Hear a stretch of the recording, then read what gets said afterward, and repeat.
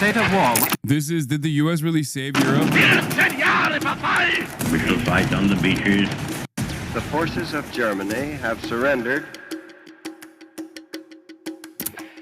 Did you see how the NATO head called him daddy? I did. Mark Rutte. Ladies and gentlemen, the United States should do whatever it is able to do to assist in the return of normal economic health in the world, without which there can be no political stability and no assured peace. Our policy is directed not against any country or doctrine, but against hunger, poverty, desperation, and chaos. Its purpose should be the revival of a working economy in the world so as to permit the emergence of political and social conditions in which free institutions can exist. It would be neither fitting nor efficacious for our government to undertake to draw up unilaterally a program designed to place Europe on its feet economically. This is the business of the Europeans. The initiative, I think, must come from Europe. The role of this country should consist of friendly aid. For the last 80 years, American politicians have talked a big game about spreading democracy, freedom, and prosperity around the world. If you've watched our videos before, or you've lived through events like Afghanistan and Iraq, you probably already know that's not the most honest rhetoric our speechwriters have come up with. Most of the countries where the US has intervened, they don't usually do so hot after the US is done. But then again, there's Europe. Most countries in Europe are doing okay. It's not great, for sure. The fascist wave is definitely building there, living standards are trending down, and not every country is exactly in the same boat. But generally speaking, whether it's political institutions or standards of living, Europe is decently well off, especially in the Western countries.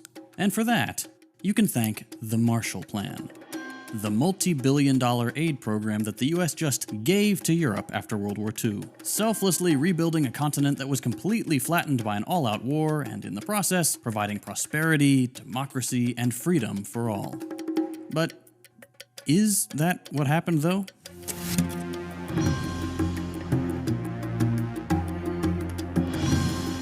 Here's a statistic I want you to look at. In 1947, over 90% of the energy produced in Western Europe came from coal. Oil was nothing, less than 10% of the total energy bill, until 1960, when that number was already up to over 30%. Now, here's another statistic. Between 1947 and 1960, the same dates, the French Communist Party went from leading the National Assembly with over 160 seats to falling down to only 10. From first to basically last. And it turns out that the connection between these two statistics explains a lot about the US's strategy with Europe over the last 80 years. To make it simple, the Marshall Plan gave the US global veto power. Addressing the Senate Foreign Relations Committee, Secretary Marshall warns that failure of his plan means European collapse into... I don't understand it. They were just trying to rebuild Europe, dude. Nothing to see here, just America being the magnanimous, good-willed nation that it is. Duh. To a dictatorship of police states. I urge the Congress to act promptly on this vital measure of our foreign policy, on this decisive contribution to world peace. Under the cover of saving and redeveloping Europe, the Marshall Plan engineered complete dependency on the US and tore down the democratic checks and balances that Europe had been developing. It dismantled European organized labor, transformed the European economy into a funnel for profits back home, and set the stage for where we are today, with fascists knocking at the doors of power and socialists being too disorganized to provide a coherent alternative. If European standards of living seem pretty fragile nowadays, that's because European development was little more than a smokescreen for getting American oil companies to run the world without any resistance. The Marshall Plan didn't save Europe. The Marshall Plan destroyed it. Now, there are a few pieces to this puzzle. The first one is European coal. Like I said, Europe in the early 20th century was built on coal.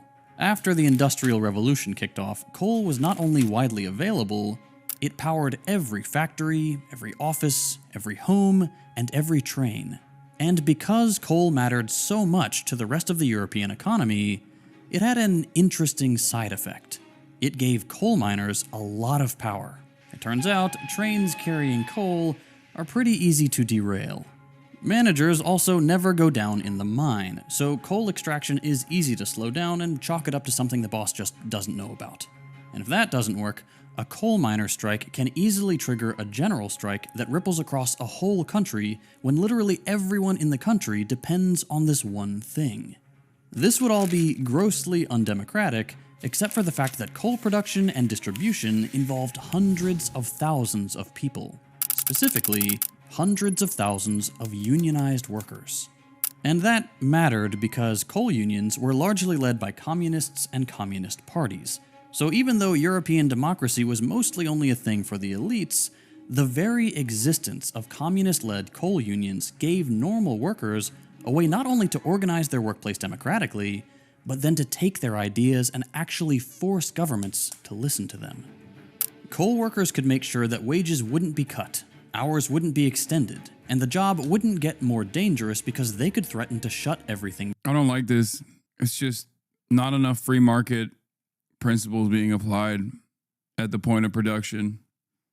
I hope they fix this down, meaning they could enforce those things for themselves and push governments to recognize these rights for everyone, clawing back more and more of society into the hands of direct democratic control and raising living standards in the process, even if it made the boss and most politicians unhappy.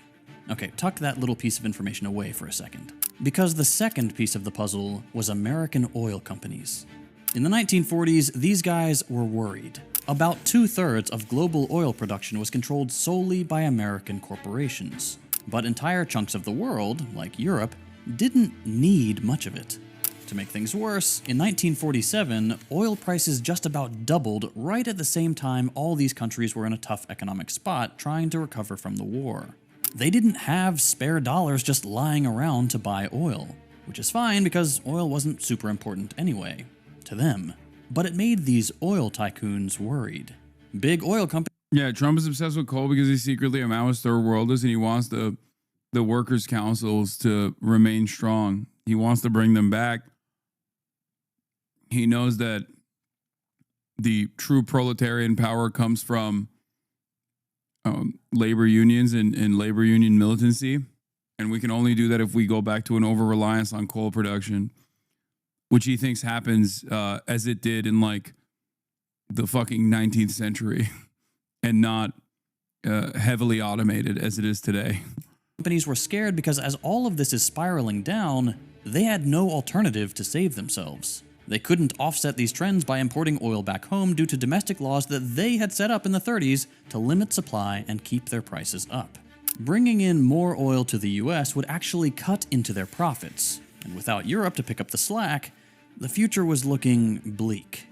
The third piece of the puzzle was the American government. After World War II, the US was relatively unscathed, and its top priority became making sure that its companies would make as much money for the ruling class as possible. And this meant giving them as much access to as many markets in the world as possible. With the Soviet Union's influence growing, the US was worried that more and more countries just wouldn't be interested in trading with the US on their terms. Terms that made American companies more powerful in a context where they were already very well off, while everyone else was still licking their wounds. The US was concerned that this would push Europe down the communist path after the disaster that fascist capitalism had gotten them into. And so preventing the spread of communism suddenly became very important.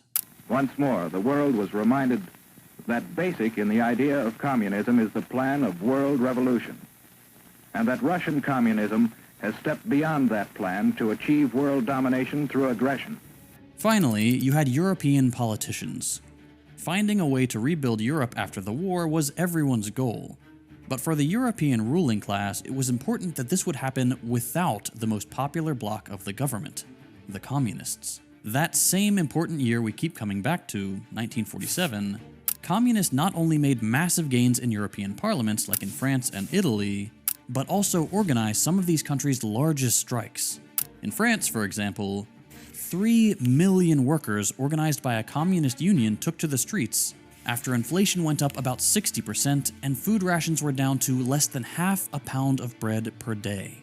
In a context like this, either a revolution was going to transform European politics and swing towards equality, or politicians would need to find another way to stay in power. Enter the Marshall Plan. The Marshall Plan swooped in with the promise of fixing all these problems for the ruling class. It would unite the interests of American oil companies and politicians on both sides of the Atlantic, and it would do so by screwing over the usual suspects, communists and workers. And this was pretty explicit. The future French Prime Minister Pierre Mendès-France put it this way: "The communists are rendering us a great service. Because we have a communist danger, the Americans are making a tremendous effort to help us. We must keep up this indispensable communist scare." But how? To kickstart the process, the Marshall Plan set a few conditions. First and foremost, European countries had to integrate their economies together in the European Steel and Coal Community, the organization that eventually became the European Union. The first step made sure that the coal industry would be less competitive, which made automation across the industry easier, and in the process, also completely destroyed coal workers' power. The number of coal workers was drastically cut, and union strikes suddenly no longer meant anything. Their power was gone now that all these countries were coordinating over their heads, and coal could be sent in by a neighbor if there was even a whiff of a dip in supply. So that's coal miners dealt with. Secondly, the US brought in new managers to train European workers writ large. The US was more productive than Europe at the time, and US ambassadors came in to promote the idea that this was because European workers were just too lazy and needed to be paid less, worked harder, and Literally because they had more labor protections as opposed to America. have their unions broken up. Communists were to be purged, and workers were to be trained in the This is the same meta with like the service industry. In Europe, adjusted to their own individual economies, the service sector jobs are they have reliable pay, right? Your pay is not determined by your performance because it's not tip based.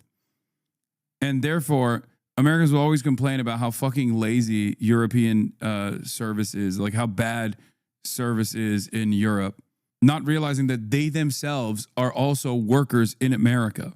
the American way.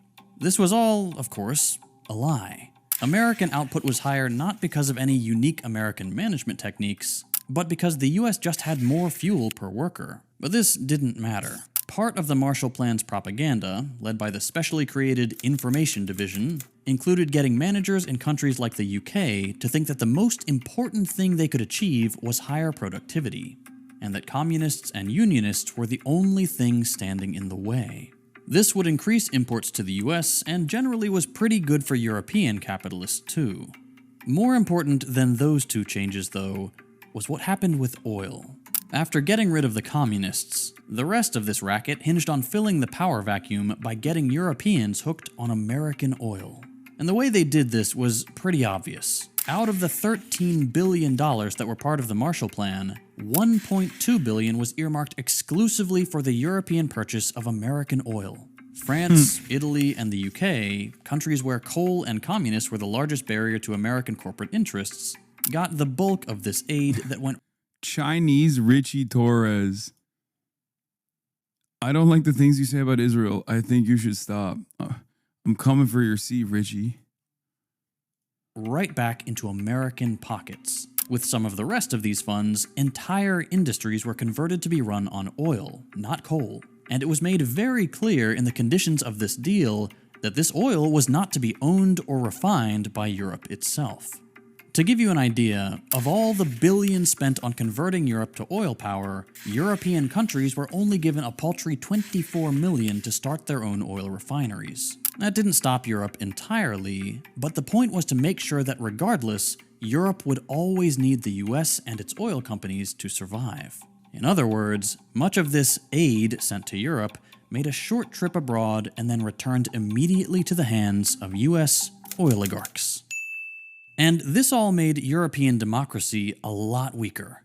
Not only could Europe no longer really stand to contradict the US, who had their hand on the oil tap, the unions never recovered. Unlike coal, the oil industry is much harder to unionize. For starters, the oil wasn't even being pulled in Europe. It was coming in from the Middle East on ships, meaning there were no more train tracks and no more derailments. If it wasn't ships, oil was traveling by pipeline. and its journey now involved far fewer people loading and unloading it from one checkpoint to another, meaning fewer opportunities for workers to block the flow. And if workers blew up one of these pipelines, it turned out that those were much easier to fix than railroads. And that's not all. Oil extraction also requires fewer workers, who were almost exclusively working on the surface right next to their managers, meaning they had fewer opportunities to organize and get in their way. All of this combined meant that where once European energy required the consent of hundreds of thousands of people all working together, hundreds of thousands of people who needed to be kept happy with reasonable wages and chances to express their political preferences, oil promised to stamp all that out. Bro, I thought this was about NATO. This didn't even scratch the surface. This is like a basic introduction. Thanks to oil and the fact that it's much harder for workers to control, all that mattered was keeping a handful of American businessmen happy. And getting there by buying off politicians with massive aid packages was easy. The point is, the picture of Europe you're left with after the Marshall Plan is very different from what it could have been. Living standards went up, and the recovery after the war took relatively little time given just how destroyed much of these countries were. But Europe was rebuilt on shaky foundations. Foundations that required them to sacrifice genuine democracy and leave themselves vulnerable to American oil interests and whoever's ear they have at any given time. Today, with the US going its own way and unions neutered to the point of impotence, the European fascist movement has an open field to conquer. And for that, you can thank the Marshall Plan.